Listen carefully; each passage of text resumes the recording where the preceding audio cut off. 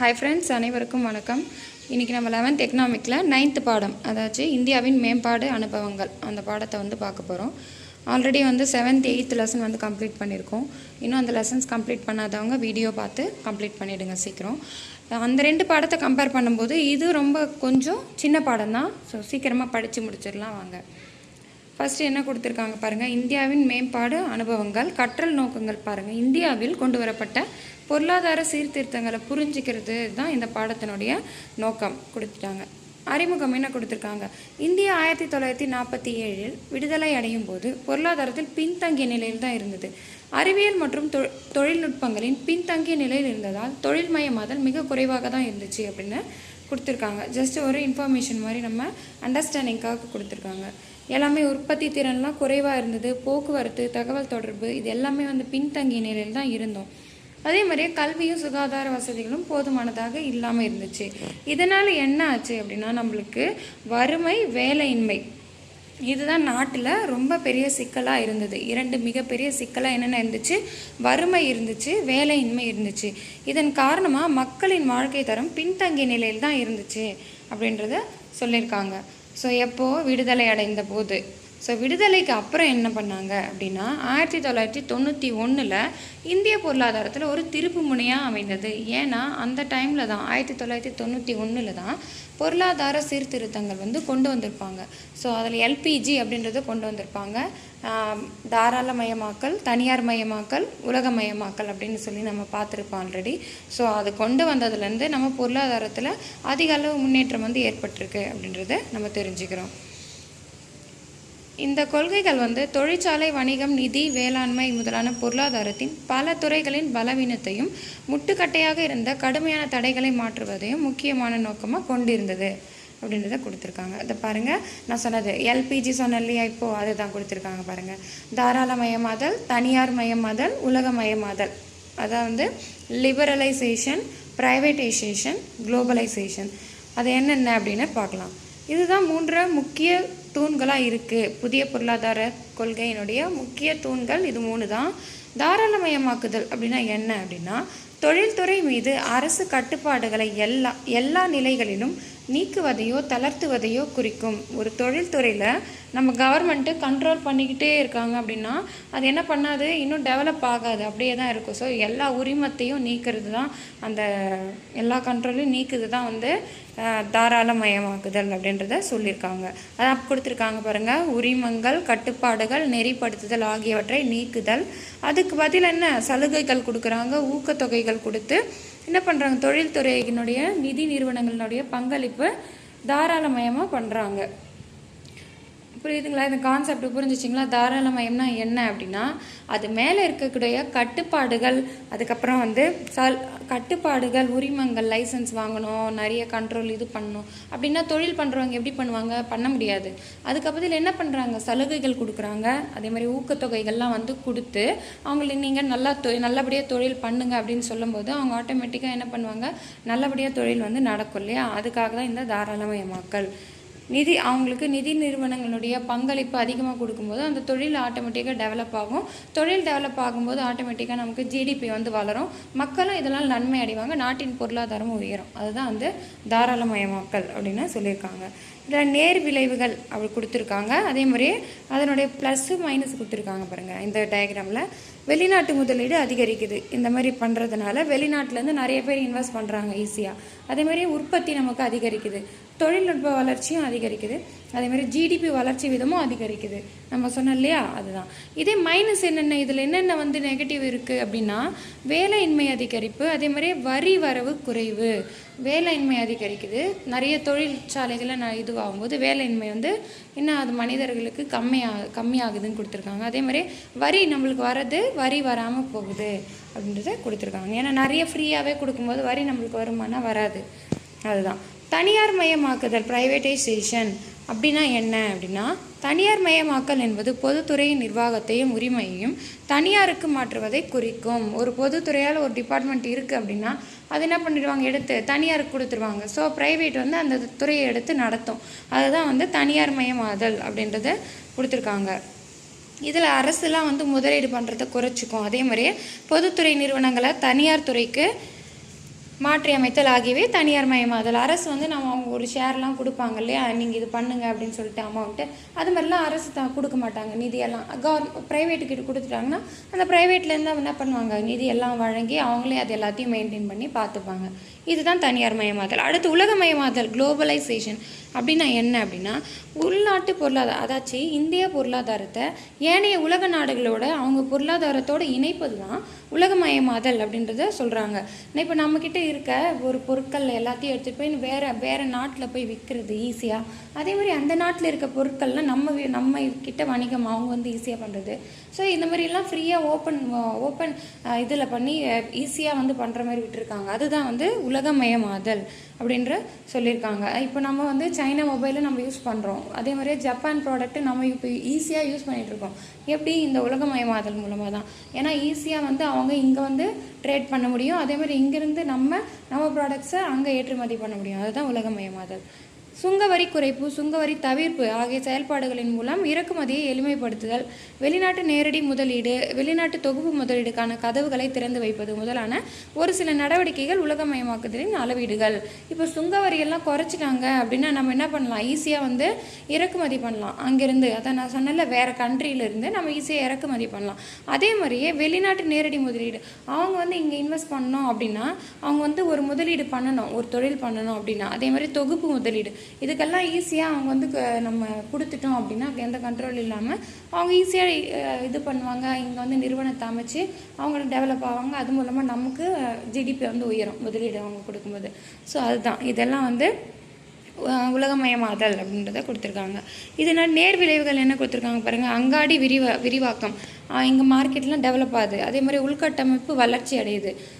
அதே மாதிரியே உயர்ந்த வாழ்க்கை தரம் கிடைக்குது. பன்னாட்டு ஒத்துழைப்பு கிடைக்குது. இதே வந்து எதிர்மறை விளைவுகளை என்னென்ன கொடுத்துருக்காங்க, மைனஸ் என்னென்ன அப்படின்னா நெருக்கடி போட்டி. இப்போ எல்லா நாடுகளும் இங்கே வந்து பண்ணுறாங்க, ட்ரேட் வணிகம் பண்ணுறாங்க, தொழில் நடத்துகிறாங்க அப்படின்னா கண்டிப்பாக நெருக்கடி போட்டி ஏற்படும். அதே மாதிரி முற்றுரிமை அதிகரிப்பு நடைபெறும். அதாவது முற்றுரிமைனா வந்து மொத்த உரிமையும் ஒருத்தர்கிட்ட வந்து இது என்னோட இது அப்படின்ற மாதிரி ஒரு போட்டி வரும். நான் தான் என்னோட கண்ட்ரோல் தான் இது அப்படின்ற மாதிரி வரும். ஸோ இதெல்லாம் எதிர் விளைவுகளை சொல்கிறாங்க. எல்பிஜிக்கு ஆதரவான கருத்துக்கள் என்னென்ன கொடுத்துருக்காங்க எல்பிஜிக்கு அப்படின்னு பார்த்தீங்கன்னா, பொருளாதார நடவடிக்கைகளை எளிதாக துவங்க இல்லாத அளவுக்கு கட்டுப்பாடுகள் வந்து இருந்துச்சு. அரசு உரிமை கொள்கைகளை சற்றே வந்து தளர்த்துவது அவசியமாக இருந்தது அப்படின்றத சொல்கிறாங்க. இப்போது பொருளாதார நடவடிக்கை பண்ணோன்னா ரொம்ப டைட்டாக எனக்கு அதாச்சும் இதுக்கு லைசன்ஸ் வாங்க, இதுக்கு இந்த கண்ட்ரோல் இருக்குது, இதை பண்ண அது பண்ணணும் போது அது வந்து ரொம்ப ஆகுது. அதெல்லாம் வந்து தளர்த்துவது ரொம்ப அவசியமாக இருந்துச்சு பொருளாதாரத்தில் நம்ம வளர்ச்சி அடையணும் அப்படின்னா. அதே மாதிரி தனியார் துறைக்கு போதுமான வாய்ப்புகள் கொடுக்கல அப்படின்னா, கொடுக்கலன்னா நம்ம என்ன போவோம், அப்படியே தான் இருப்போம். ஸோ தனியார் துறைக்கும் வாய்ப்பு கொடுக்கணும் அப்படின்றது ஒரு அவசியமாச்சு அப்படின்றத கொடுத்துருக்காங்க. வளர்ச்சி குன்றிய நாடுகளின் உதவி இல்லாமல் வளர்ந்த நாடுகள் மேலும் வளர முடியாது. இதற்கு உலகமயமாதல் அவசியமாகிறது. இப்போது நாடுகள் வந்து வளர்ந்த நாடுகள் இருக்காங்க அப்படின்னாலும் அவங்களால அவங்களுக்கு கீழே இருக்க நாடுகளால் தான் அவங்க வளர முடியும். அவங்க தனியாக வளர முடியாது அப்படின்றத கொடுத்துருக்காங்க. ஏன்னா இப்போ நம்ம வளர்ந்துட்டு இருக்காங்கன்னு வச்சுக்கோ, ஒரு நாடு அமெரிக்கா போன்ற நாடுகள்லாம் அவங்க ப்ராடக்டை எங்கே வந்து நம்ம இது பண்ண முடியும், அவங்க வளர்ந்துட்டாங்க ஆல்ரெடி. இப்போ அவங்க ப்ராடக்ட் யாருக்கு தேவைப்படும் அப்படின்னா, நம்ம வளர்ச்சி குன்றிய நாடுகள் இருக்காங்க பார்த்தீங்களா, அவங்களுக்கு அவங்க ப்ராடக்ட் தேவைப்படும். அங்கே போய் விற்று அவங்க எல்லாத்தையும் வந்து தொழில் டெவலப் பண்ணி அங்கே போயிட்டு உருவாகி அங்கே இது பண்ணால் தான் அவங்க மேலும் வளர முடியும். புரியுதுங்களா இந்த கான்செப்ட்டு? ஸோ இப்போ வளர்ச்சி குன்றிய நாடுகள் இல்லை அப்படின்னா வளர்ந்த நாடுகள் மேலும் வளர முடியாது. அதுதான் கான்செப்ட்டு கொடுத்துருக்காங்க பாருங்கள். அங்காடிப்படுத்தும் அங்காடியாக வளரும் பொருளாதார நாடுகளை பயன்படுத்துது. மார்க்கெட்டாக, அதாச்சும் ஒரு மார்க்கெட்டாக வந்து பயன்படுத்துகிறாங்க. அதே மாதிரியே பழைய வழக்கொழிந்த தொழில்நுட்பங்களை வளர்ச்சி குன்றிய நாடுகளுக்கு விற்பதன் மூலம் வளர்ந்த நாடுகள் மேலும் முன்னேறுகின்றன. நான் சொன்னேன் இல்லைங்களா, அந்த பாயிண்ட்டு தான். எல்பிஜிக்கு எதிரான கருத்துக்கள் என்னென்ன அப்படின்னு பார்ப்போம். வெளிநாட்டு பெரிய நிறுவனங்களை எதிர்க்க இயலாத உள்நாட்டு நிறுவனங்கள் பாதிப்புள்ளாகுது அப்படின்றாங்க. இப்போ எல்லாமே ஓப்பனாக நீங்கள் வாங்க, நீங்கள் எல்லாம் வந்து நீங்கள் இங்கே வந்து தொழில் பண்ணுங்கள், நீங்கள் வந்து தொழில் பண்ணி முதலீடு பண்ணுங்கள் அப்படின்னு நம்ம சொல்லும்போது, இங்கே நம்ம உள்நாட்டில் இருக்க நிறுவனங்கள்லாம் ஆட்டோமேட்டிக்காக என்ன பண்ணுவாங்க, அவங்களோட போட்டி போட முடியாத பாதிப்பு அடைகிறாங்க அப்படின்றத கொடுத்துருக்காங்க. அதே மாதிரியே தனியார் மயமாக்குதல் பெரிய நிறுவனங்களுடைய முற்றுரிமை சக்தியினை வளர்க்கும் என்ற வாதம் உள்ளது. அதே மாதிரி என்ன சொல்கிறாங்க அப்படின்னா, இப்போ தனியார் ப்ரைவேட்டுக்கே விட்டுட்டோம் அப்படின்னா எல்லா இதுவுமே அவங்க என்ன பண்ணுவாங்க, இது என்னோடது தான் அப்படின்ற உரிமை கோருவாங்க, ஃபுல்லாகவே எங்களோட கண்ட்ரோலு அப்படின்ற மாதிரி உரிமை மொத்தமே அவங்களே எடுத்துப்பாங்க. இது ஒரு மைனஸ் தானே. ஸோ இதெல்லாம் வந்து மைனஸாக கொடுத்துருக்காங்க, பார்த்துக்கோங்க. உலகமயமாக்குதல் அனைத்து நாடுகளையும் ஒன்றிணைத்து ஒரே குடையின் கீழ் கொண்டு வந்தது அப்படின்னு கொடுத்துருக்காங்க. ஏற்கனவே இதனால் என்ன ஆச்சுன்னா, ஏற்கனவே வளர்ந்த நாடுகள் மேலும் வளர்ந்துட்டு இருக்காங்க. ஆனால் வளர்ச்சி குறைந்த நாடுகள் வந்து இன்னும் அப்படியே தான் இருக்காங்க. அவங்களுடைய நலன்கள் எல்லாம் புறக்கணிக்கப்பட்டிருக்கு அப்படின்றத சொல்கிறாங்க.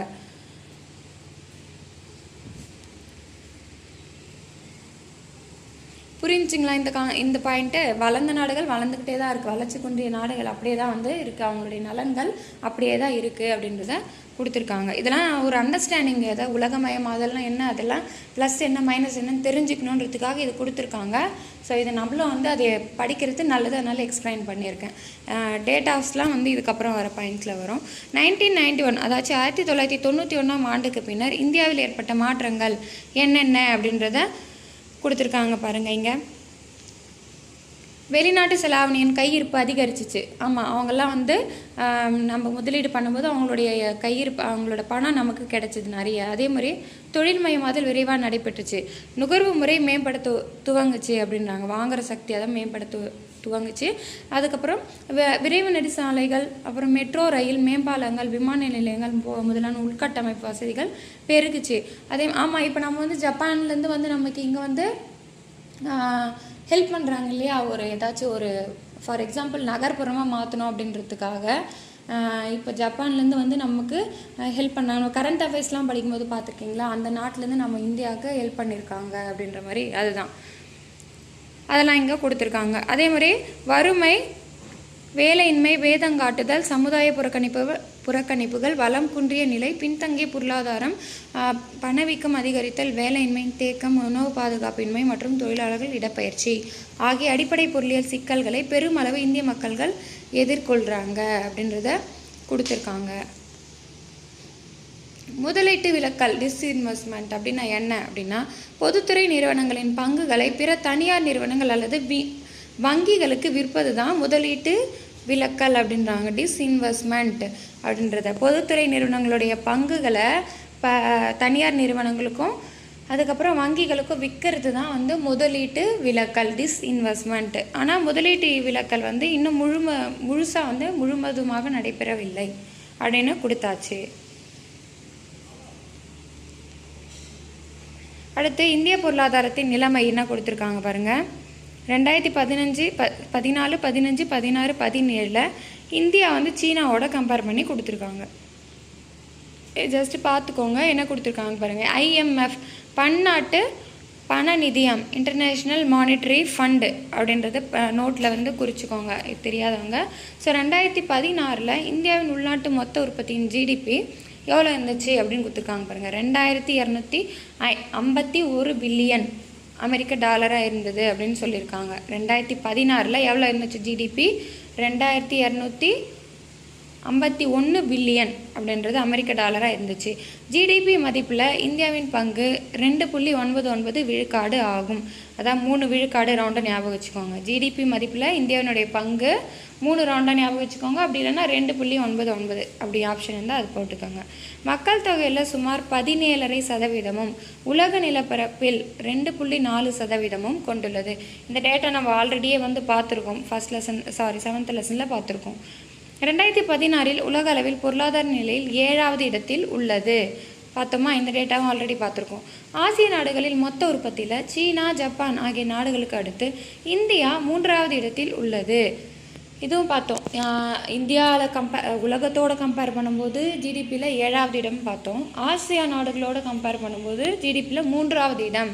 சீனா, ஜப்பான். சீனா first place, Japan second place, India third place அப்படின்றத பார்த்தோம் இல்லையா, அதை தான் கொடுத்துருக்காங்க.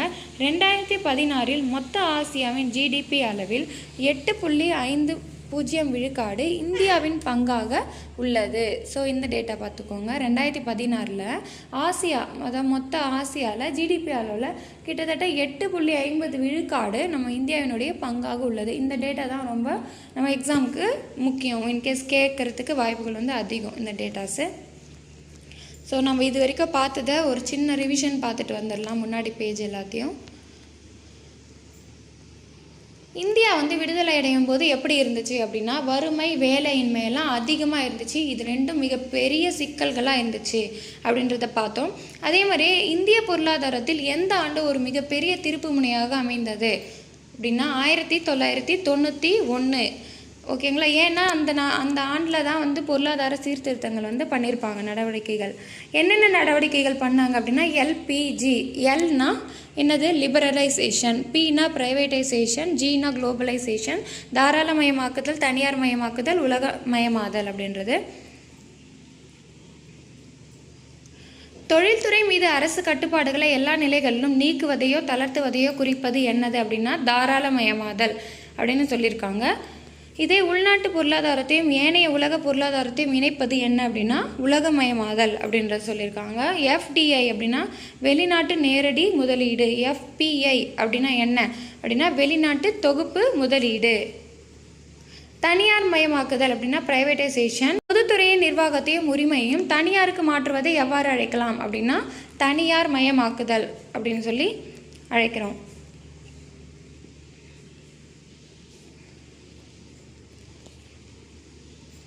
அடுத்து இதெல்லாம் ஒரு ஜஸ்ட்டு நம்ம பார்த்துட்டோம். இம்பார்ட்டன்ட் டேட்டா மட்டும் நம்ம ரிவிஷன் பண்ணலாம்.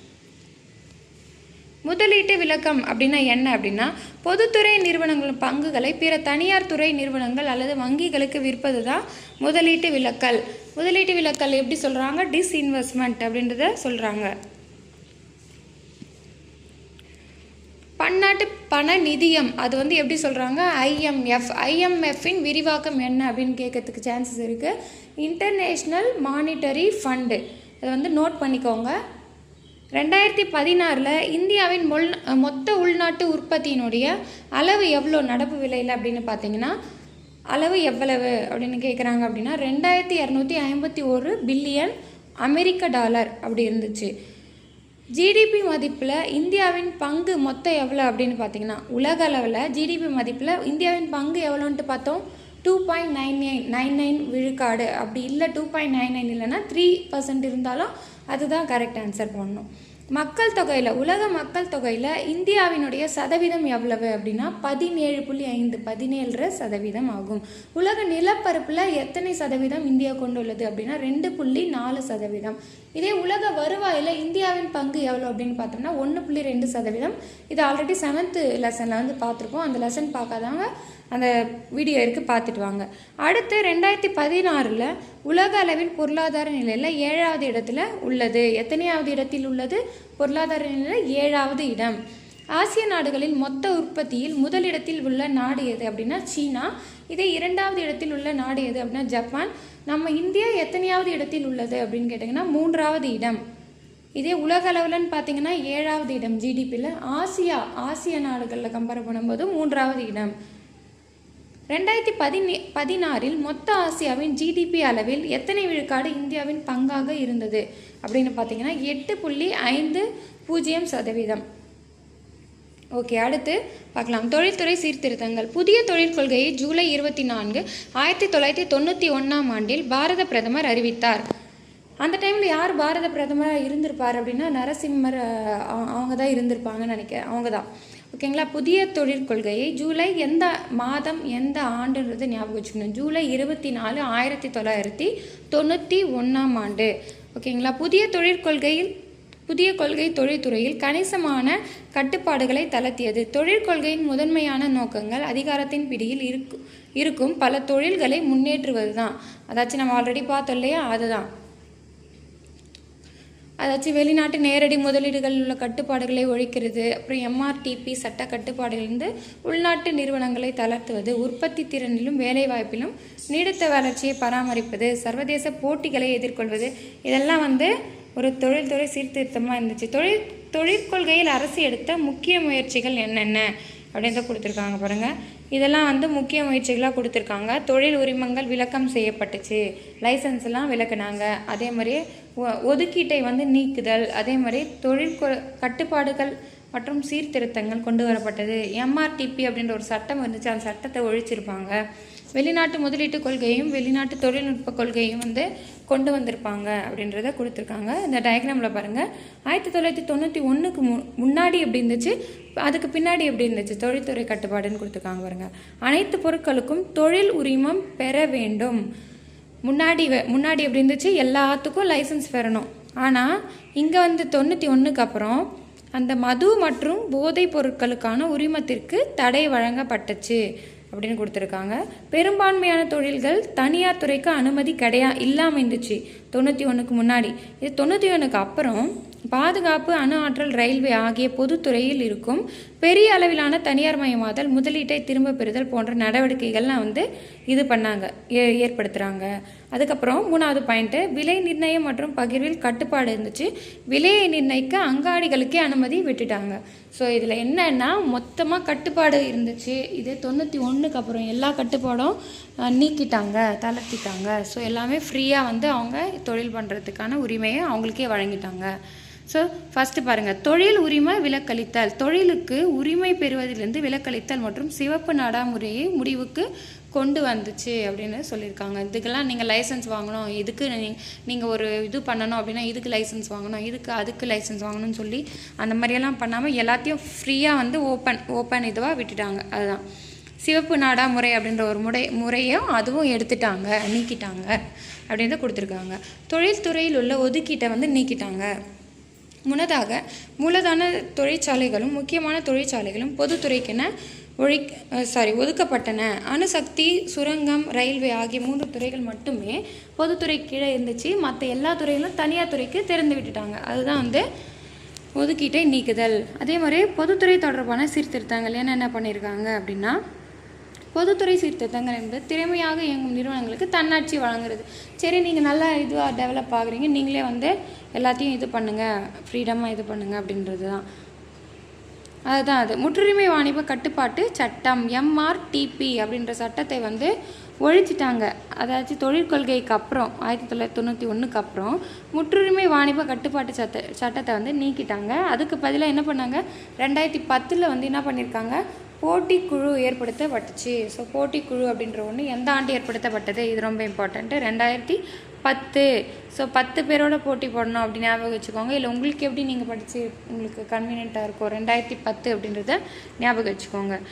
அடுத்து வெளிநாட்டு முதலீட்டு கொள்கை. வெளிநாட்டு முதலீட்டிற்கும் வெளிநாட்டு தொழில்நுட்பத்துக்கும் சிவப்பு கம்பள வரவேற்பு தான் வந்து வெளிநாட்டு அவங்களுக்கு வந்து என்ன ரெட் கார்பெட் இது வரவேற்பு கொடுக்குறாங்க அப்படின்ற மாதிரி சொல்கிறாங்க. ஈஸியாக வந்து பண்ணுற மாதிரி. வெளிநாட்டு நேரடி முதலீடு எஃப்டிஐ அப்படின்னா ஃபாரின் டைரக்ட் இண்டெக்ஸ். அதே மாதிரி வெளிநாட்டு தொகுப்பு முதலீடு அப்படின்னா எஃபிஐ ஃபாரின் போர்ட்ஃபோலியோ இண்டெக்ஸ். இது வந்து நோட் பண்ணிக்கோங்க, சைடில் நோட் பண்ணி வச்சுக்கோங்க, புக்கில் கொடுக்கல அப்படின்னா. இதில் 51 விழுக்காடு பங்குகள் வரை வெளிநாட்டு நேரடி முதலீடு செய்ய அனுமதிக்கப்பட்டது. ஸோ எத்தனை சதவீதம் வரைக்கும் செய்யலாம், 51% வரைக்கும் அவங்க வந்து முதலீடு செஞ்சு இது பண்ணலாம். இதனால் பல நிறுவனங்களுக்கு 74 விழுக்காடாகவும் பின்னர் 100 விழுக்காடாகவும் மாற்றி அமைக்கப்பட்டது. அதுக்கப்புறம் பின்னாடி என்ன பண்ணாங்க, 74% ஆக்கினாங்க. அதுக்கப்புறமா வந்து 100%மே இது பண்ணாங்க. இதனால் பல புதிய நிறுவனங்கள் இங்கே வந்து பட்டியலில் வந்து சேர்ந்துருக்காங்க அப்படின்னு சொல்லியிருக்காங்க. இந்த வெளிநாட்டு முதலீடெல்லாம் ஊக்குவிக்கிறதுக்கும் பன்னாட்டு நிறுவனங்களோட தொடர்பு கொள்றதுக்கும் என்ன பண்ணியிருக்காங்க, வெளிநாட்டு முதலீடு ஊக்குவிப்பு வாரியம் அப்படின்றத கொடுத்துருக்காங்க. ஃபாரின் இன்வெஸ்ட்மெண்ட் ஊக்குவிப்பு வாரியம், இதை நான் அப்புறம் பார்த்துட்டு சொல்கிறேன். எஃப்ஐபிபி அப்படின்றது foreign investment board. Okay, P வந்து என்ன அப்படின்றது தெரியல, நான் வந்து பார்த்துட்டு சொல்கிறேன். ஓகேங்களா, ஏன்னா தெரியாமல் ஒரு டேட்டா வந்து கொடுக்கக்கூடாது இல்லையா. எஃப்ஐபிபிக்கு மட்டும் நான் சொல்கிறேன். வேளாண் துறையில் சீர்திருத்தங்களினுடைய தாக்கம் என்ன அப்படின்னு பார்ப்போம். வேளாண் துறையை பொறுத்த வரைக்கும் தொழில்துறையிலையும் பணிகள் துறையிலையும் ஒரு குறிப்பிடத்தக்க வளர்ச்சி அடைந்துள்ளது. இருந்தாலும் வேளாண் துறையில் வந்து என்ன பண்ணல, வளர்ச்சியை வந்து தடை செஞ்சிருச்சு அப்படின்றாங்க. 1984-85 ஆண்டில் 3.62% ஆக இருந்த வளர்ச்சி வந்து 1995-96 அதுக்கப்புறம் 2004லேருந்து 2005 அந்த ஆண்டு வரைக்குமே 1995லேருந்து 2004 வரைக்குமே 1.97 விழுக்காடாக தான் வேளாண்மையில் இருந்துச்சு. ஸோ இது குறைந்தது அப்படின்னு சொல்லிட்டு சொல்கிறாங்க. என்னதான் பொதுத்துறை தொழில்துறையிலையும் பணிகள் துறையிலையும் ஒரு நல்ல வளர்ச்சி ஏற்பட்டாலும் இந்த வேளாண் துறையில் கம்மியாயிடுச்சு அப்படின்றாங்க. 3% 1.97% குறைஞ்சிருச்சு அப்படின்றத கொடுத்துருக்காங்க. இதுலேருந்து நம்ம தான் தெரிஞ்சுக்கிறோம் வேளாண்மை டெவலப் பண்ணலை இந்த சீர்திருத்தம். அதேமாதிரி வேளாண்மை குடும்பங்கள் வறுமைக்கும் தற்கொலை போன்ற கொடூர முடிவுகளை கையில் இருக்கும் நிலைக்கும் தள்ளப்பட்டிருக்காங்க அப்படின்றத கொடுத்துருக்காங்க. பயிர் காப்பீடு. இந்தியாவில் வேளாண்மை துறை வெள்ளத்தாலும் வறட்சியாலும் அதிகம் பாதிக்கப்படுகிறது. இயற்கை சீற்றங்களிலிருந்து வேளாண் மக்களை பாதுகாத்து அடுத்த பருவத்திற்கு தயார் செய்வதற்காக மத்திய அரசு பல்வேறு வேளாண் திட்டங்களை கொண்டு வந்திருக்கு. ஆமாம், பார்த்துக்கோங்க. 18 பிப்ரவரி 2016ஆம் ஆண்டில் பிரதம மந்திரி பயிர் காப்பீட்டு திட்டம், அதாச்சு த பிரதான் மந்திரி ஃபசல் பீமா யோஜனா அப்படின்னு சொல்லிட்டு கேள்விப்பட்டிருப்போம். ஸோ அந்த திட்டம் அறிமுகப்படுத்தப்பட்டது. இந்த திட்டம் உழவர்களுடைய கோடை கால பயிர்களுக்கு 2%, குறுவை சாகுபடி பயிர்களுக்கு 1.5% என்ற ஒரே சீரான சந்தா தொகை கட்ட உதவுகிறது. தோட்ட பயிர்களுக்கு பண பயிர்களுக்கு ஆண்டுக்கு எவ்வளோ கட்டணுமா? 5% இருக்கும் அப்படின்னு சொல்லியிருக்காங்க. ஸோ இது ரொம்ப இம்பார்ட்டண்ட்டு. த பிரதான் மந்திரி ஃபசல் பீமா யோஜனா, பிரதம மந்திரி பயிர் காப்பீட்டு திட்டம் எந்த ஆண்டு அப்படின்னா 2016 பிப்ரவரி 18 ஞாபகம் வச்சுக்கோங்க. அதே மாதிரி இந்த எத்தனை சந்தா அப்படின்றத பார்க்கணும். கோடை கால பயிர்களுக்கு 2%, குறுவை சாகுபடிக்கு 1.5%, தோட்ட பயிர்களுக்கு 5% அப்படின்றத பார்த்துக்கோங்க. குளிர்பதன சேமிப்பு கிடங்கு. பழங்களின் உற்பத்தியில் இந்தியா அதிக அளவில் மிகப்பெரிய உற்பத்தியாளராக இருக்குது. அதேமாதிரி காய்கறிகள் உற்பத்தியில் 2வது மிகப்பெரிய உற்பத்தியாளராக விளங்குது. இருந்தபோதும் அறுவடைக்கு பின்னர் ஏற்படும் அந்த லாஸ் வரும் இல்லையா, 25 முதல் 30% வரைக்கும் லாஸ் வருது அறுவடைக்கு பின்னால். அதெல்லாம் கண்ட்ரோல் பண்ணணும் அப்படின்னா என்ன பண்ணுறாங்க, இந்திய அரசு வேளாண் அமைச்சகமும் சேர்ந்து 1955ஆம் ஆண்டு இன்றியமையா பொருட்கள் சட்டத்தின் 3வது பிரிவின்படி குளிர்பதன கிடங்கு ஆணை, கோல்டு ஸ்டோரேஜ் ஆர்டர் அப்படின்னு சொல்லிட்டு 1964 ஒரு இது உருவாக்குறாங்க. கோல்டு ஸ்டோரேஜ் ஆர்டர், குளிர்பதன கிடங்கு ஆணை எப்போ உருவாக்குறாங்க? 1964. எந்த சட்டத்தின்படி உருவாக்குறாங்க? 1955ஆம் ஆண்டு இந்திய அரசு, அதாச்சும் இன்றியமையா பொருட்கள் சட்டத்தின் கீழே இந்த கோல்டு ஸ்டோரேஜ் ஆர்டர் அப்படின்ற ஒரு இதுவை ஏற்படுத்துகிறாங்க. குளிர்பதன கிடங்கு ஆணை ஆண்டு ஞாபகம் வச்சுக்கணும், 1964. அடுத்து உழவர் கடன் அட்டை திட்டம். உழவர் கடன் அட்டை, கிசான் கிரெடிட் கார்டு அப்படின்னு தான் உழவர் கடன் அட்டை அப்படின்றாங்க. கேசிசி அப்படின்னு சொல்லிட்டு குறிப்பாங்க. இது 1998ஆம் ஆண்டில் இந்திய மைய வங்கி விவசாய கிராமப்புற மேம்பாட்டுக்கான தேசிய வங்கி, நபார்டு அப்படின்னு சொல்லிட்டு சொல்லுவோம். National bank for agricultural and rural development, இதுதான் நபார்டினுடைய விரிவாக்கம். ஆர்பிஐயும் அதுக்கப்புறம் இந்த நபார்டும் சேர்ந்து தான் இந்த கடன் அட்டையை வழங்குறாங்க. 1998 இதை தொடங்கியிருப்பாங்க அப்படின்னு தெரிஞ்சுக்கோங்க. இது ரொம்ப இம்பார்ட்டண்ட்டு. இது கொஸ்டின் கேட்டிருக்காங்க, குரூப் எக்ஸாமில் கொஸ்டினே கேட்டிருக்காங்க. எந்த 2 இது வங்கிகள் சேர்ந்து இந்த கடன் அட்டையை வழங்குறாங்க அப்படின்னு கேட்டிருக்காங்க. அதே மாதிரி எந்த ஆண்டுன்றது கேட்டிருக்காங்க. ஸோ அதுதான் இது எதுக்காகன்னா உழவர்கள் கடனுக்காக முறைசாரா வங்கிகளை சார்ந்திருக்குது, இந்த ஃபைனான்ஸ் கம்பெனி அதெல்லாம் சார்ந்திருப்பாங்க உழவர்கள். அதையெல்லாம் குறைக்கணும், அதெல்லாம் தடுக்கணும் அப்படின்றதுக்கான ஒரு நோக்கம் தான் இந்த உழவர் கடன் அட்டை திட்டம். இதனால் என்ன பண்ணுறாங்க அப்படின்னா, அதாச்சும் அந்த முறைசாரா வங்கிகள் ஃபினான்ஸ் கம்பெனிஸ்லாம் போயிட்டு வாங்குறாங்க, ஈஸியாக வாங்கிடுவாங்க, கடன் ஈஸியாக வாங்கிடுவாங்க. ஆனால் வட்டி வீதம் அதிகம். அது உழவர்களால் கட்ட முடியுமானா கட்ட முடியாது. அந்த மாதிரி ஒரு இதுவெல்லாம் போக்கணுன்றதுக்காக இவங்களாம் வட்டி கட்டுறேன், அந்த மாதிரி கடன் கொடுக்குறோம், ஈஸியான இது இல்லை அப்படின்னு சொல்லி உழவர் கடன் அட்டையை கொடுக்குறாங்க. வட்டார கிராமப்புற கூட்டுறவு பொதுத்துறை வங்கிகள் வழங்குது இந்த கடன் அட்டையை. யார் யார் வழங்குறாங்க? வட்டார வங்கிகள், கிராமப்புற கூட்டுறவு பொதுத்துறை வங்கிகள் வழங்குறாங்க. மேலும் அரசு கேசிசி கடன் அட்டையை மின் தகவல் கடன் அட்டையாக, ஸ்மார்ட் கார்டு கம் டெபிட் கார்டாக மாற்றி வழங்க அறிவுறுத்தி உள்ளது. ஸோ ஆண்டு ரொம்ப முக்கியம், 1998. எந்த 2 அமைப்பு சேர்ந்து இது தொடங்கினாங்க கேசிசி கடன் அட்டை அப்படின்னா அது ரொம்ப முக்கியம். ஆர்பிஐயும் நபார்டு வங்கியும். ஸோ இது ரொம்ப ரொம்ப முக்கியம், பார்த்துக்கோங்க. அறுவடைக்கு பின் எடுக்கப்படும் நடவடிக்கைகள் என்னென்ன அப்படின்னு பார்க்கலாம். இந்திய வேளாண் ஆராய்ச்சி கழகம், ICAR, Indian council of agricultural research தான் ICAR அப்படின்னு சொல்லிட்டு சொல்கிறோம். இது என்ன பண்ணுறாங்க 2012-13 ஆண்டுக்கான விவரங்களை கொண்டு என்ன பண்ணுறாங்க 2014 மொத்த விற்பனை விலையில் வேளாண்மை அறுவடைக்கு பின் ஓராண்டுக்கான இழப்பீடு எவ்வளோ அப்படின்னு கணிச்சிருக்காங்க. அப்படின்னு பார்த்தீங்கன்னா ஒரு வருஷத்தில் எவ்வளோ லாஸ் ஆகுது வேளாண்மை செஞ்சு அப்படின்னு கொடுத்துருக்காங்கன்னா ரூபாய் 92,651 கோடி. ஓகேங்களா, இது இழப்பீடு மட்டும் இவ்வளோ. ஓகேங்களா, எத்தனை 92 ரவுண்டாக பார்த்தீங்கன்னா 92,000 கோடி வந்து என்ன பண்ணுது லாஸ் ஆகுது அப்படின்னு சொல்லி கொடுத்துருக்காங்க. 2014 கணக்கெடுப்பு நடத்தியிருக்காங்க. பார்த்துக்கோங்க. கூட்டு விரயங்கள் வந்து சதவீதத்தில் கொடுத்துருக்காங்க. வேஸ்டேஜை சதவீதமாக கொடுத்துருக்காங்க. தானியங்கள் எவ்வளோ அப்படின்னா 5-6%. இதே பருப்பு வகைகள்னு பார்த்தீங்கன்னா 6-8%. எண்ணெய் வித்துக்கள் எவ்வளோ வேஸ்ட் ஆகுதுன்னா 3-10% வந்து வேஸ்ட் ஆகுது. பழங்கள் காய்கறிகள்லாம் 5-16% வரைக்கும் வேஸ்ட் ஆகுது. பால் வந்து 1%. மீன் வளம் நிலத்தில் 5% இருக்குது. மீன் வளம் கடலில் நிலத்தில் இருக்கும்போது எவ்வளோ வேஸ்ட் ஆகுது 5% வேஸ்ட் ஆகுது. மீன் கடலில் இருக்கும்போது எவ்வளோ வேஸ்ட் ஆகுது 10% வேஸ்ட் ஆகுது. இறைச்சி வந்து 3% வந்து வேஸ்ட் ஆகுது.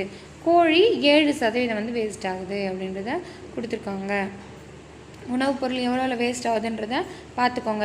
இது ஏதாச்சும் க்ளூ வச்சு பார்த்துக்கோங்க. தானியம்னா ஒரு தானியம் ஒரு 5 ஸ்பூன் போட்டு நம்ம சாப்பாடு செய்யலாம் அப்படின்னு ஞாபகம் வச்சுக்கோங்க. பருப்பு வகைகள்லாம் 6 தேவைப்படுது. 6-8 தேவைப்படுது. ஏன்னா ப்ரோட்டீன் கிடைக்குதுல, அது மாதிரி ஞாபகம் வச்சுக்கோங்க. எண்ணெய் வித்துக்கள்லாம் 3 ஸ்பூன் போதும். எண்ணெய் வந்து 3 ஸ்பூனுக்கு மேலே ஊற்றினா அது நம்ம உடம்பு கெடுது இல்லையா. ஸோ 3-10 வரைக்கும் அதுக்கு எவ்வளோ பெரிய கூட்டமாக இருந்தாலும் 100 பேருக்கு சமைக்கிறதா இருந்தாலும் 3-10 வரைக்கும் எண்ணெய் ஊற்றுவோம். அது மாதிரி ஜஸ்ட் க்ளூக்காக நான் சொல்கிறேன். அடுத்து பழங்கள் காய்கறிகள். பழங்கள் வந்து பார்த்திங்கன்னா ஒரு ஆப்பிள் 5 ரூபா. 5 ரூபாயிலேருந்து 16 ரூபா வரைக்கும் இருக்குது ஒரு ஆப்பிளோட ரேட்டு. பழங்கள் காய்கறிகள். அதே மாதிரி பால் வந்து ஒரு பேக்கெட் தான் வாங்க. ஸோ 1. மீன் வளம் நிலத்தில் வந்துச்சுன்னா மீன் வந்து 5 நிமிஷம் தான் இருக்கும் ஞாபகம் வச்சுக்கோங்க. கடலில் இருந்துச்சுன்னா 10 நிமிஷம் வரைக்கும் இருக்கும். ஜஸ்ட் இது வந்து க்ளூக்காக இதெல்லாம் வந்து தெரிஞ்சுக்கோங்க.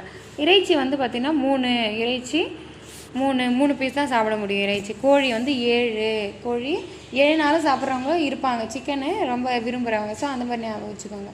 இது வந்து க்ளூக்காக தான் வந்து சொல்கிறேன். ஓகேங்களா. அடுத்து உணவு பதப்படுத்தும் தொழிற்சாலைகளுடைய அமைச்சகம் MOFPI. அதுதான் வந்து உணவு பதப்படுத்தும் தொழிற்சாலைகளுடைய அமைச்சகம் அப்படின்றாங்க. மத்திய அரசினுடைய திட்டங்கள் பல்வேறு அமைப்புகளை நடைமுறைப்படுத்தியிருக்கு அப்படின்றத கொடுத்துருக்காங்க.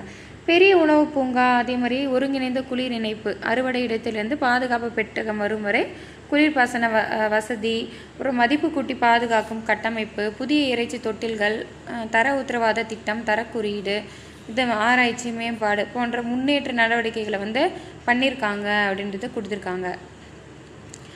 மேலும் தோட்டக்கலை அல்லாத பொருட்களின் அறுவடைக்கு பின் நேரிடும் இழப்புகளுக்கு முற்றுப்புள்ளி வைக்க விளைநிலங்களிலிருந்து நுகர்வோர் வரையிலான அல்லது உற்பத்தி பகுதியிலிருந்து அங்காடி வரையிலான ஒருங்கிணைந்த குளிர்பார்த்தன வசதியையும் பதப்படுத்தும் கட்டமைப்பு வசதிகளையும் இந்திய அரசு செஞ்சுருக்காங்க. இதெல்லாம் இந்திய அரசு செஞ்சுருக்காங்கன்னு கொடுத்துருக்காங்க. இதெல்லாம் ஜஸ்ட்டு நம்ம தெரிஞ்சுக்கணும்.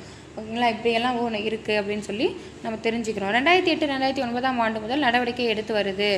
ஸோ என்னென்னும் பெரிய முன்னேற்றம் எதுவும் தெரியல அப்படின்றத கொடுத்துருக்காங்க.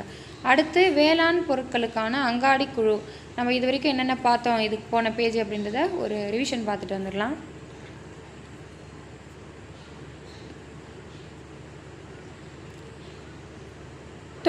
புதிய தொழில் கொள்கையை எந்த ஆண்டு வந்து பாரத பிரதமர் அறிவித்தார் அப்படின்னா 1991 ஜூலை 24ஆம் நாள் அப்படின்றது ஞாபகம் வச்சுக்கணும். அடுத்து என்ன பார்த்தோம்?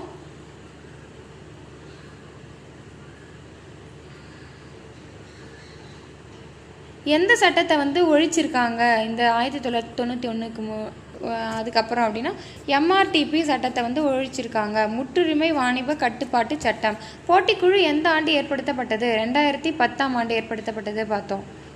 அதே மாதிரி FDI அப்படின்னா வெளிநாட்டு நேரடி முதலீடு, ஃபாரின் டைரக்ட் இண்டெக்ஸ். FPI அப்படின்னா வெளிநாட்டு தொகுப்பு முதலீடு, ஃபாரின் போர்ட்ஃபோலியோ இண்டெக்ஸ். வெளிநாட்டு முதலீடு முதல்லலாம் வந்து எவ்வளோ இருந்துச்சு 1991ஆம் ஆண்டுக்கு பின்னாடி அப்படின்னா 51% இருந்துச்சு. அதுக்கப்புறம் 74, அதுக்கப்புறம் 100% வந்து மாற்றிட்டாங்க. வெளிநாட்டு முதலீடு ஊக்குவிப்பு வாரியம் வந்து எதுக்கு அமைக்கிறாங்க அப்படின்னா, வெளிநாட்டு முதலீடு செய்ய பன்னாட்டு நிறுவனங்களுடன் தொடர்பு கொள்றதுக்கும் வெளிநாட்டு முதலீட்டை ஊக்குவிக்கவும் இந்த வாரியம் வந்து அமைச்சிருக்காங்க அப்படின்றத பார்த்துட்டோம். பொருளாதாரம் வந்து தொழில்துறையிலையும் பணிகள் துறையிலையும் ஒரு குறிப்பிட்ட வளர்ச்சி அடைந்தாலும் இந்த தொழிற்கொள்கை எதற்கு வந்து நம்ம ஹெல்ப் பண்ணல அப்படின்னா, வேளாண்மைக்கு வளர்ச்சி வந்து இன்னுமே அப்படியே தான் இருக்குது அப்படின்றத பார்த்தோம். 1984-85 ஆண்டில் எத்தனை சதவீதமாக இருந்துச்சு வளர்ச்சி வேளாண் துறையில் அப்படின்னு பார்த்தீங்கன்னா 3.62% இருந்துச்சு. இதே வந்து 2004 ஆண்டு வந்து 2005 ஆண்டு வரைக்கும் எத்தனை சதவீதமாக மாறிடுச்சுன்னா ஜஸ்ட் 1.97 விழுக்காடாக குறைஞ்சிடுச்சு அப்படின்றாங்க. 3லிருந்து அதாச்சும் 2% குறைஞ்சி 1.97% குறைஞ்சிருச்சு அப்படின்றத பார்த்தோம். இதனால் வேளாண் குடும்பங்கள் வறுமைக்கும் தற்கொலைக்கும் தள்ளப்படுவதை வந்து பார்த்தோம். அடுத்து பயிர் காப்பீட்டு திட்டம். மத்திய அரசு வந்து பார்த்திங்கன்னா பிரதான் மந்திரி பயிர் காப்பீட்டு திட்டம் எந்த ஆண்டு கொண்டு வரப்பட்டதுன்னா 2016 பிப்ரவரி 18. இது ரொம்ப முக்கியம். அடுத்து உழவர்கள் கோடைக்கால பயிர்களுக்கு எத்தனை சதவீதம் சந்தா கட்டணும் அப்படின்னா 2%. குறுவை சாகுபடி பயிர்களுக்கு 1.5%. அதே தோட்ட பயிர்களுக்கு எத்தனை சதவீதம், தோட்ட பயிர்கள் பண பயிர்களுக்குன்னா 5% வந்து சந்தா கட்ட வேண்டி இருக்கும்.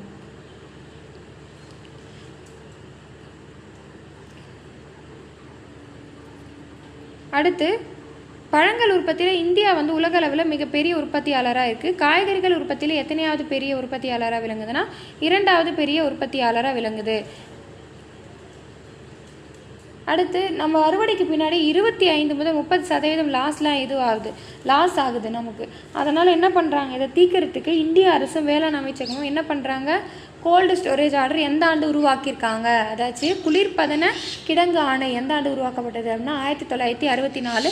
எந்த சட்டத்தின் படி அப்படின்னா இன்றியமையா பொருட்கள் சட்டம் 1955 அப்படின்றத பார்த்தோம்.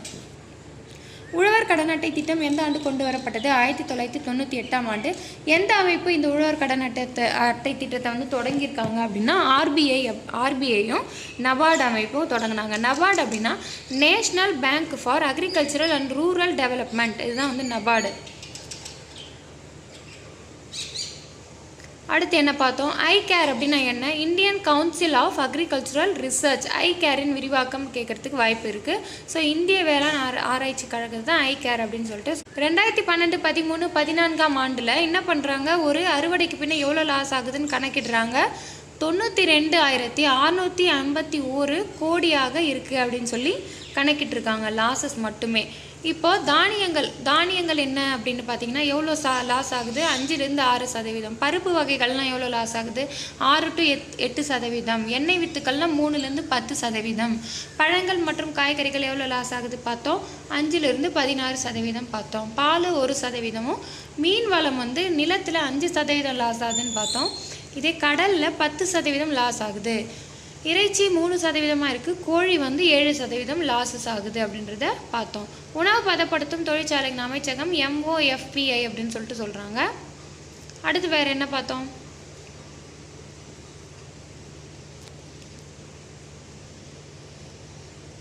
அவ்வளோதான். இந்த இதில் பார்த்தாச்சு. இப்போ அடுத்து வேளாண் பொருட்களுக்கான அங்காடி குழு, agricultural produce market committee, APMC அப்படின்னா அக்ரிகல்ச்சரல் ப்ரொடியூஸ் மார்க்கெட் கமிட்டி அப்படின்றத சொல்கிறாங்க. வேளாண் பொருட்களுக்கான அங்காடி குழு வேளாண்மை அல்லது தோட்டப்பயிர்கள் அல்லது கால்நடை பொருட்களை வணிகம் செய்வதற்கு மாநில அரசாங்கத்தால் உருவாக்கப்பட்ட ஒரு சட்டப்படியான அமைப்பு ஆகும். இது கேட்கலாம், கூற்று காரணம்ல கேட்டிருக்காங்க. இது வந்து மாநில அரசாங்கத்தால் உருவாக்கப்பட்டது அப்படின்றது. இது வந்து நம்ம என்ன நினைப்போம், அக்ரிகல்ச்சரல் ப்ரொடியூஸ் மார்க்கெட் கமிட்டின்னு ஒன்று, இது வந்து மத்திய அரசு அப்படின்னு நினைப்போம். ஸோ இது வந்து மாநில அரசால் உருவாக்கப்பட்ட சட்டப்படியான அமைப்பு அப்படின்றத தெரிஞ்சுக்கணும்.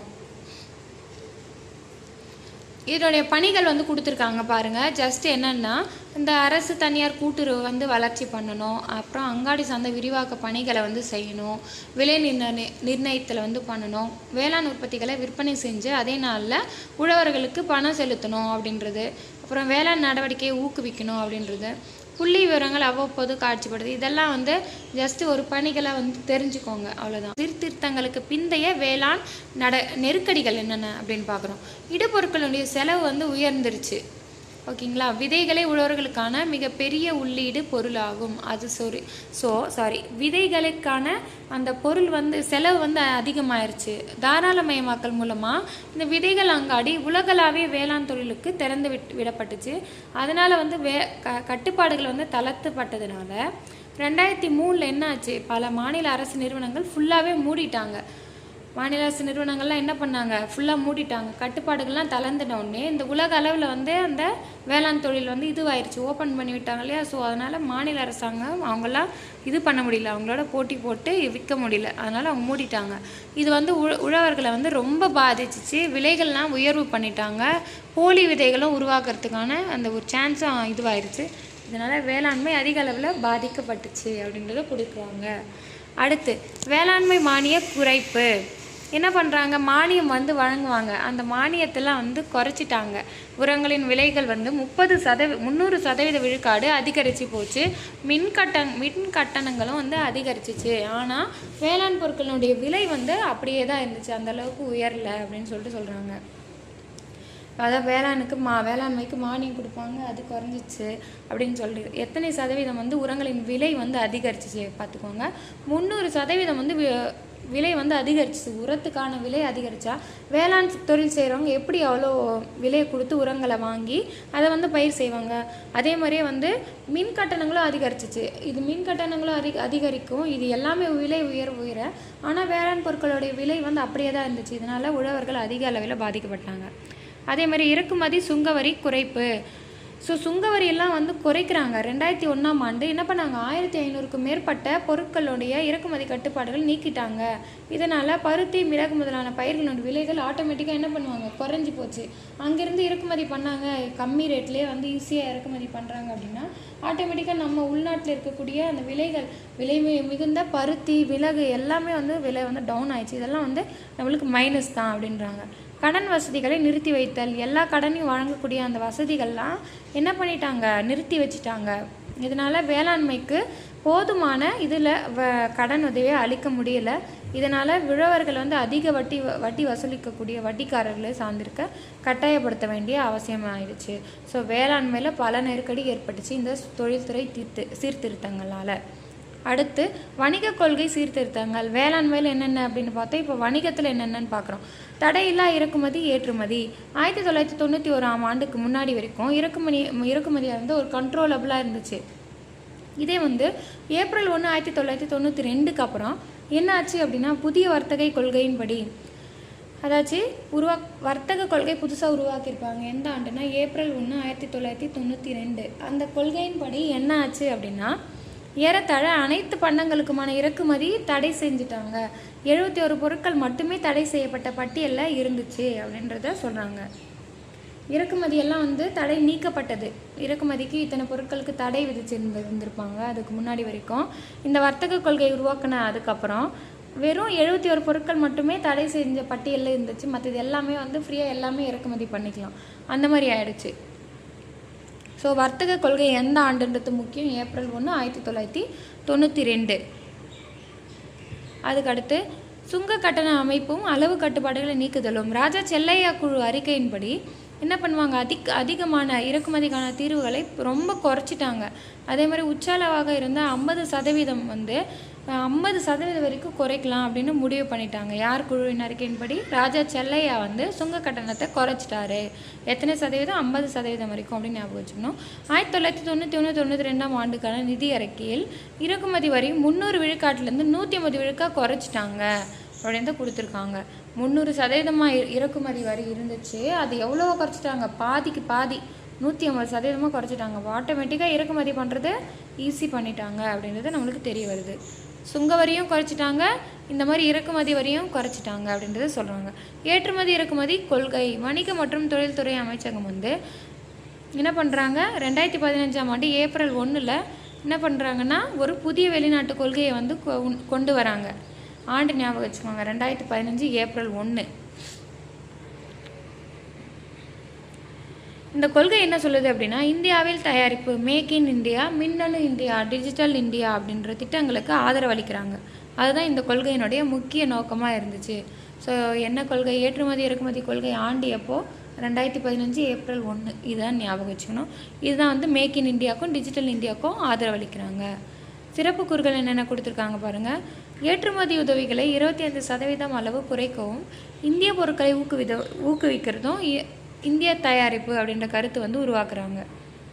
ஏற்றுமதி உதவிகளை எத்தனை சதவீதமாக குறைக்கிறாங்க? 25% குறைக்கிறாங்க. இந்தியாவில் தயாரித்தது இந்தியாவிலே டெவலப் ஆகணும் அப்படின்றது இந்திய தயாரிப்பு அப்படின்றத கொடுக்குறாங்க. டிஜிட்டல் இந்தியா முறைப்படி வரி தாக்கல், முத்திரைத்தாள் கட்டணம் செலுத்துதல் ஆகியவற்றிற்கான கைபேசி செயலி மற்றும் பட்டய கணக்காளர் கணக்கு காசாளர் ஆகியோரால் மின்னணு முறையில் கையொப்பமிட்ட ஆவணங்கள் வந்து தயாரிக்கப்படுது அப்படின்றாங்க. அதாச்சும் இப்போல்லாம் டிஜிட்டலாக வந்து சைன் பண்ணி நம்மளுக்கு நிறைய டாக்குமெண்ட்டில் நம்மளே பார்த்துருப்போம். இது வந்து டிஜிட்டலி சிக்னேச்சர்டு பை இவர் அப்படின்னு சொல்லி கொடுத்துட்டு நம்ம சிக்னேச்சர் வந்து போட்டிருப்பாங்க. அது வந்து அவங்க கையால் போட்டிருக்க மாட்டாங்க, அவங்க வந்து கம்ப்யூட்டரைஸ்டாக போட்டிருப்பாங்க. அதை தான் வந்து சொல்கிறாங்க. அதெல்லாம் வந்து இதுவாயிருச்சு. அதேமாதிரி பாதுகாப்பு, இராணுவ கிடங்கு, விண்வெளி மற்றும் அணு ஆற்றல் முதலானவை தொடர்பான ஏற்றுமதி கோரிக்கைகளுக்கு கால அளவு 24 மாதங்களாக ஆயிடுச்சு. ஏற்றுமதி பண்ணணும் இந்த துறைகளில் அப்படின்னா 24 மாதங்கள் கால அளவு. தற்போது உலக வர்த்தகத்தில் 3% இருக்கிற இந்தியாவின் பங்கு 2020ஆம் ஆண்டுக்குள்ளே ஏற்றுமதி இறக்குமதி கொள்கை 2 மடங்கு அதிகரிக்கும் என எதிர்பார்க்கப்பட்டுச்சு அப்படின்றத சொல்லியிருக்காங்க. இது வரைக்கும் ஒரு ரிவிஷன் பார்த்துட்டு வரலாம். ஏபிஎம்சி அப்படின்னா அக்ரிகல்ச்சுரல் ப்ரொடியூஸ் மார்க்கெட் கமிட்டி.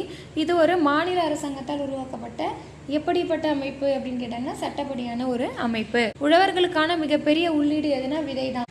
அடுத்து நம்ம என்ன பார்த்தோம்? உரங்களின் விலைகள் எத்தனை சதவீதமாக அதிகரிச்சிச்சு? 300% அதிகரிச்சிச்சு. மின் கட்டணங்களும் அதிகரிச்சிச்சு அப்படின்றத பார்த்தோம். சுங்கவரி குறைஞ்சிச்சு. சுங்கவரி குறைஞ்சதுனால ஆட்டோமேட்டிக்காக இறக்குமதி கட்டுப்பாடுகள் நீக்கப்பட்டுச்சு. எத்தனை பொருட்களுக்கு? கிட்டத்தட்ட 1500 பொருட்களுக்கான இறக்குமதி நீக்கப்பட்டுச்சு. ஸோ எல்லாம் இங்கே வந்து இறக்குமதி பண்ண ஆட்டோமேட்டிக்காக நம்ம உள்ளூரில் இருக்க விலைகள்லாம் ஆட்டோமேட்டிக்காக குறைஞ்சிச்சு. என்ன சொல்கிறாங்க? பருத்தி, மிளகுனுடைய விலையெல்லாம் குறைஞ்சிச்சு அப்படின்றத பார்த்தோம். இந்த ஆண்டு புதிய வணிக கொள்கையை வந்து உருவாக்குனாங்க. வர்த்தக கொள்கைன்னா ஏப்ரல் 1, 1992. இதன் மூலமாக 71 பொருட்கள் மட்டுமே தடை செய்ய பட்டியலில் இருந்தது. மற்ற எல்லாத்தையுமே வந்து நீக்கிட்டாங்க. எந்த குழுவினுடைய அறிக்கையின்படி 50% விழுக்காடு அந்த சுங்க கட்டணம் வந்து குறைச்சிட்டாங்க அப்படின்னு பார்த்தீங்கன்னா ராஜா செல்லையா குழு. அந்த 1991-92ஆம் ஆண்டில் எத்தனை சதவீதமாக இருந்த இறக்குமதி வரி எத்தனை சதவீதமாக குறைச்சாங்க அப்படின்னு கேட்டாங்கன்னா 300%லேருந்து பாதியாக குறைச்சிட்டாங்க. 150% வந்து குறைத்து விட்டார்கள் அப்படின்றத பார்த்தோம். புதிய வெளிநாட்டு வாணிக கொள்கை எந்த ஆண்டு ஏற்படுத்தப்பட்டது? 2015 ஏப்ரல் 1, 2015ஆம் ஆண்டு ஏற்படுத்தப்பட்டது அப்படின்றத பார்த்தோம். இதனுடைய முக்கிய நோக்கம் என்னென்னா இந்தியாவில் தயாரிப்பு, மின்னணு India, make in India, digital India அப்படின்றத பார்த்தோம். ஏற்றுமதி உதவிகளை கிட்டத்தட்ட எத்தனை சதவீதமாக குறைச்சிட்டாங்க இந்த இந்திய தயாரிப்பு அப்படின்றது? மேக் இன் இந்தியா கிட்டத்தட்ட 25% ஏற்றுமதி உதவிகளை குறைச்சிட்டாங்க. சார் நம்ம இந்தியாவில் உருவாக்குனது இந்தியர்கள் யூஸ் பண்ணோம் அப்படின்ற மாதிரி. பாதுகாப்பு, இராணுவ கிடங்கு, விண்வெளி மற்றும் அணு ஆற்றல் முதலானவை தொடர்பான ஏற்றுமதி கொள்கைகளுக்கு எத்தனை மாதங்கள் வந்து காலக்கெடு வந்து இது பண்ணியிருக்காங்கன்னா கிட்டத்தட்ட 24 மாதங்கள், அதாவது 2 வருடங்கள் அப்படின்றத ஞாபகம் வச்சுக்கணும். தற்போது உலக வர்த்தகத்தில் எத்தனை சதவீதமாக இருக்குது இந்தியாவோட பங்குனா 3% அப்படின்றத பார்த்தோம். ஸோ ஏற்றுமதி இறக்குமதி கொள்கை வந்து 2 மடங்கு அதிகரிக்கும் அப்படின்றத கொடுத்துருக்காங்க. 2020 அது 2 மடங்கு அதிகரிக்கும் அப்படின்றத கொடுத்துருக்காங்க. அடுத்து பார்க்கலாம். சிறப்பு பொருளாதார மண்டலங்கள், ஸ்பெஷல் எக்கனாமிக் ஜோன்ஸ் அப்படின்னா என்ன அப்படின்னா அனுமதி, அதாச்சும் கட்டுப்பாடுகள், அப்புறம் உள்கட்டமைப்பு வசதியின்மை, குறைவான நிதி, இதுக்கெல்லாம் குறைபாடுகளை சமாளிக்கணும் அப்படின்றதுக்காக நேரடி முதலீட்டு ஈர்க்கறதுக்காக எந்த ஆண்டு வந்து இந்த கொள்கை வந்து உருவாக்குனாங்க அப்படின்னா 2000 ஆண்டு, அதாச்சும் 2000வது வருஷத்துல இந்த ஏப்ரல் மாதம் தான் சிறப்பு பொருளாதார மண்டல கொள்கை உருவாக்குனாங்க. இந்த டேட்டா ஞாபகம் வச்சுக்கோங்க எந்த ஆண்டு அப்படின்றது. அதே மாதிரி 2005ஆம் ஆண்டின் சிறப்பு பொருளாதார மண்டல கொள்கையின்படி 400 சிறப்பு பொருளாதார மண்டலங்கள் அறிவிக்கப்பட்டுச்சு. கொள்கை உருவாக்குனது 2000 ஏப்ரல் மாதம் 2000ஆம் ஆண்டு. இதே வந்து 400 சிறப்பு பொருளாதார மண்டலங்கள் எந்த ஆண்டு வந்து இது பண்ணியிருப்பாங்க? 2005ஆம் ஆண்டு உருவாக்கியிருக்காங்க. அதுக்கப்புறம் உலகமயமாதலோடு கூடிய ஏற்றுமதி முன்னேற்றம் மற்றும் ஏற்றுமதி வளர்ச்சியை அடைவதற்கு பல நாடுகளில் எஸ்சிஎஸ் வந்து அறிமுகப்படுத்தியிருக்காங்க அப்படின்றத கொடுத்துருக்காங்க. எல்லா நாடுகளுமே இந்த ஸ்பெஷல் எக்கனாமிக் ஜோன்ஸை கண்டக்ட் பண்ணுறாங்க. சிறப்பு இங்க குடுத்துருக்காங்க பாருங்க இந்த டயகிராம்ல. சிறப்பு பொருளாதார மண்டலம் வந்து அந்த எப்ப உருவாக்குனாங்க? 2000ஆம் ஆண்டு. எதுக்காக? வெளிநாட்டு கொள்கையினுடைய வெளிநாட்டு மூலதனத்தை ஈர்க்கணும் அப்படின்றதுக்காக. ஓகேங்களா? கான்ட்லாவில் ஏற்படுத்தப்பட்ட ஏற்றுமதி செயலாக்க மண்டல வெற்றியை அடுத்து 1980ஆம் ஆண்டு துவக்கத்துல மேலும் 7 இபிஎஸ்கள் வந்து எக்ஸ்போர்ட் ப்ராசஸிங் ஜோன் அப்படின்னு சொல்லிட்டு சொல்லுவோம். 7 இது வந்து உருவாக்குனாங்க 1980ல. எந்தெந்த இடம்னு பார்த்துக்கோங்க. பம்பாய், நொய்டா, சூரத், அப்புறம் சென்னை, ஃபால்டா, விசாகப்பட்டினம் போன்ற இடங்கள்ல 7 இபிஇசட் வந்து தொடங்குனாங்க.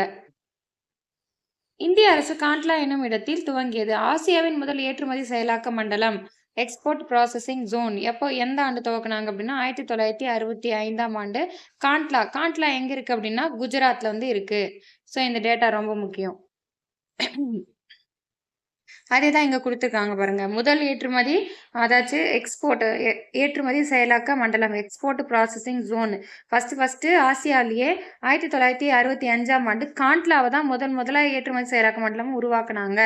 அதை தொடர்ந்து தான் 1980ல 7 சிறப்பு பொருளாதார மண்டலங்கள் அதாச்சும் உருவாக்குனாங்க அப்படின்றத நம்ம பார்த்தோம். எந்தெந்த இடம்ன்றதை நம்ம ஆல்ரெடி பார்த்துட்டோம். ஸோ இந்த ஆண்டுகள் முக்கியம். எஸ்இசட்டின் முக்கிய நோக்கங்கள் என்ன குடுத்துருக்காங்க பாருங்க. அதே தான் திரும்பவும் குடுத்துருப்பாங்க. வெளிநாட்டு இது வந்து முதலீட்டை ஈர்க்கணும், ஏற்றுமதியினுடைய நம்ம பங்க வந்து அதிகரிக்கணும். அதெல்லாம் தான் குடுத்துருக்காங்க. வேலைவாய்ப்பு உருவாக்கணும், கட்டமைப்பு வசதி உருவாக்கணும், தொழில்நுட்பங்கள பகிர்ந்துக்கணும். இதெல்லாம் வந்து ஜஸ்ட் இதுவா குடுத்துருக்காங்க. எஸ்இசட்டின் முக்கிய இயல்புகள் வந்து பார்த்துக்கோங்க. ஜஸ்ட் வந்து இதுதான். இதெல்லாம் ஜஸ்ட் பார்த்துக்க வேண்டிய விஷயம். டேட்டாஸ் பொறுத்தவரைக்கும் இல்லை. அப்புறம் நிதி சீர்திருத்தங்கள் என்ன குடுத்துருக்காங்க. நிதி ஒழுங்கு மிக முக்கியம் அப்படின்றதுனால நிதி பற்றாக்குறை மொத்த உள்நாட்டு உற்பத்தியில 3% மேல இருக்கக்கூடாது என்ற ஒரு வழிகாட்டுதல பன்னாட்டு பண நிதியம் வந்து கொண்டு வந்துச்சு.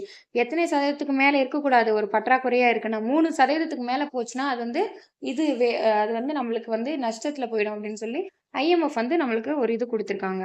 பன்னாட்டு பண நிதியம் அதான் ஐஎம்எஃப். அடுத்து பண்டங்கள் மற்றும் பணிகள் goods and service tax GST அப்படின்னா என்ன அப்படின்னா பண்டங்கள் பணிகள் வரி என்பது நுகர்வோர் நுகரும் பண்டங்கள் பணிகள் மீது விதிக்கப்படும் வரி ஆகும். இந்த ஜிஎஸ்டி பத்தி நம்ம ஆல்ரெடி பார்த்துட்டோம். ஒரு லெசனே வந்து ஜிஎஸ்டில இருந்து ஒரு டாபிக் வந்து ஃபுல்லாவே நம்ம பார்த்துட்டோம். வரி அரசாங்கமும் வரிகளும் அப்படின்ற இதுல ஓகேங்களா? அதே தான் இப்போ குடுத்துருக்காங்க பாருங்க. மறைமுக வரியாக தான் இது வந்து ஜிஎஸ்டி செயல்படுது. இந்திய அரசும் இது மத்திய அரசும் வாங்குறாங்க. அதே மாரி மாநில அரசும் விதிக்கிறாங்க அப்படின்றத குடுத்துருக்காங்க. மறைமுக வரிக்கு மாற்றாக கொண்டு வரப்பட்டது இந்த ஜிஎஸ்டி. அதே மாரி அடுக்கு வரி பாதக வளைவை நீக்கக்கூடியது இந்த ஜிஎஸ்டின்றது. இந்த வரி ஒரு முனை வரி அப்படின்னு குடுத்துருக்காங்க. ஆனா மதிப்பு கூட்டப்பட்டி வரி அப்படின்றது விஏடி அது வரி அப்படின்னா இது வந்து பலமுறை வரி. வேல்யூ ஆடட் டாக்ஸ் தான் விஏடி. இது வந்து பலமுனை வரி அப்படின்னு சொல்லி கொடுத்துருக்காங்க. பண்டங்கள் மற்றும் பணிகள் மீதான வரி எந்த ஆண்டு பாராளுமன்றத்தில் ஒப்புதல் வழங்கப்பட்டது? 2017 மார்ச் 29. மார்ச் 29னா நம்மளுக்கு அந்த மங்கள் பாண்டே வந்து அந்த பெருங்கிளர்ச்சி அப்போ மங்கள் பாண்டே வந்து இது பண்ணியிருப்பாங்க.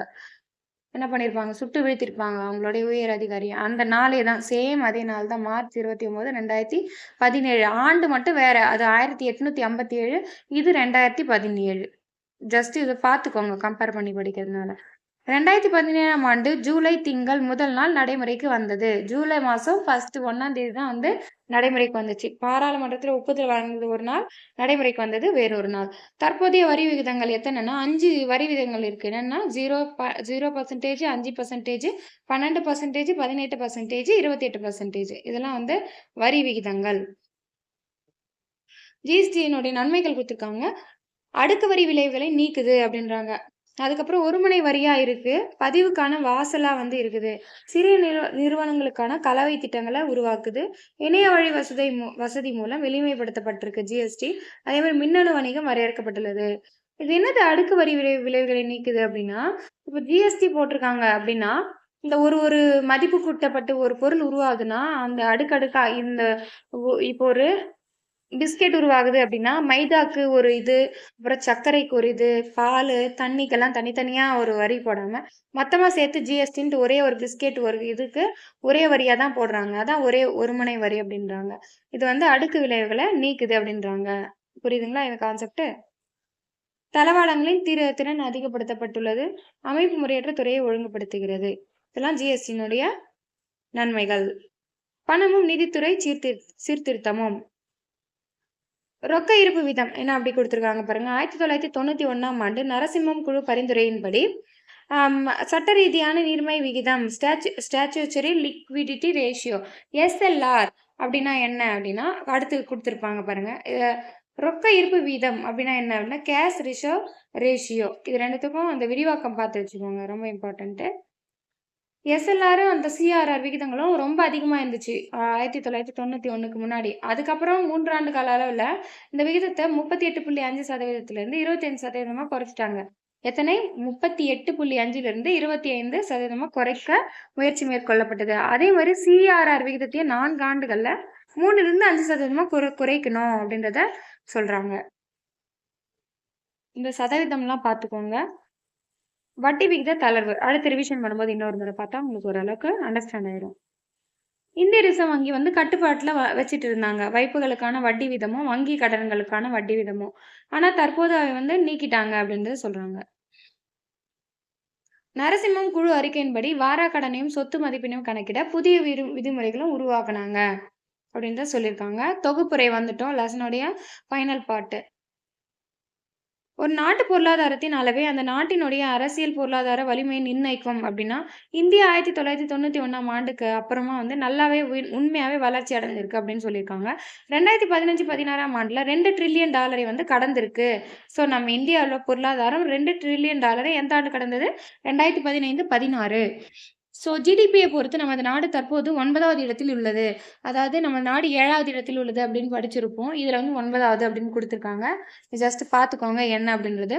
ஒரு முறை வந்து ராஜ் கிருஷ்ணா அவர்களால் வந்து இந்து வளர்ச்சி வீதம் அப்படின்ற ஒரு கான்செப்ட் வந்து உருவாச்சு. ஸோ இந்து வளர்ச்சி வீதம் அப்படின்னா என்ன அப்படின்னா குறைவான பொருளாதார வளர்ச்சியுடைய நாடு தான் இப்படி வர்ணிக்கிறாங்க இந்து வளர்ச்சி வீதம் அப்படின்னு சொல்லிட்டு. நம்ம இந்தியா வந்து ஒரு கட்டத்தில் வர்ணிச்சிட்டு இருந்தாங்க. ஆனால் தற்போது அப்படி இல்லாமல் உலகில் மிக வேகமாக வளர்ந்து வரும் நாடாக நம்ம நாடு இந்தியா வந்து வளர்ந்துருக்கு அப்படின்றத கொடுத்துருக்காங்க. இந்த டேட்டா வந்து பார்த்துட்டு வரலாம் இப்போ என்னென்ன பார்த்தோம் அப்படின்றத. சிறப்பு பொருளாதார மண்டலங்கள் அப்படின்னா என்னன்னா ஸ்பெஷல் எக்கனாமிக் ஜோன்ஸ். இது எதுக்காக இது பண்றாங்க அப்படின்னா வெளிநாட்டு முதலீட்டை வந்து ஈர்க்கணும் அப்படின்றதுக்காக. எந்த ஆண்டு உருவாக்கப்பட்டதுன்னா 2000 ஏப்ரல் மாதம் 2000 ஆண்டு உருவாக்கப்பட்டது. 2005ஆம் ஆண்டு உருவாக்கப்பட்ட சிறப்பு பொருளாதார மண்டல கொள்கையின்படி எத்தனை சிறப்பு பொருளாதார மண்டலங்கள் வந்து அறிவிக்கப்பட்டன? 2005ல் 400 பொருளாதார மண்டலங்கள் அறிவிச்சிருக்காங்க அப்படின்றத பார்த்தோம். புதிய பொருளாதார கொள்கை சிறப்பு கொள்கை வந்து எந்த ஆண்டு ஏற்படுத்தப்பட்டுச்சு? 2000ஆம் ஆண்டு. ஆசியாவிலே முதல் ஏற்றுமதி செயலாக்க மண்டலம் எந்த ஆண்டு உருவாக்கப்பட்டது? 1965ஆம் ஆண்டு. எங்க உருவாக்குனாங்கன்னா காண்ட்லா. காண்ட்லா எங்க இருக்கு அப்படின்னா குஜராத்ல இருக்கு. அதை தொடர்ந்து 1980ல எத்தனை செயலாக்க மண்டலங்கள் உருவாக்குனாங்க அப்படின்னா 7. அது எங்க அப்படின்னு பார்த்தீங்கன்னா பம்பாய், நொய்டா, சூரத், சென்னை, ஃபால்டா, விசாகப்பட்டினம். அதே தான் கொடுத்துருக்காங்க. காண்ட்லாவில் முதலில் ஏற்றுமதி செயலாக்க மண்டலம் எந்த ஆண்டு அமைக்கப்பட்டதுன்னு கொடுத்துருக்காங்க? 1965. ஆல்ரெடி பார்த்துட்டோம். நிதி பற்றாக்குறையை ஆங்கிலத்தில் எப்படி குறிக்கிறாங்கன்னா ஃபிஸ்கல் டெபிசிட் அப்படின்னு குறிக்கிறாங்க. பன்னாட்டு பண நிதியம் வந்து எத்தனை சதவீதத்துக்கு மேல பற்றாக்குறை இருக்கக்கூடாது அப்படின்னு கொடுத்துருக்காங்க அப்படின்னா 3%. கூட்ஸ் அண்ட் சர்வீஸ் டேக்ஸ் அப்படின்னா என்ன அப்படின்னா பண்டங்கள் மற்றும் பணிகள் வரி, அதாவது ஜிஎஸ்டி.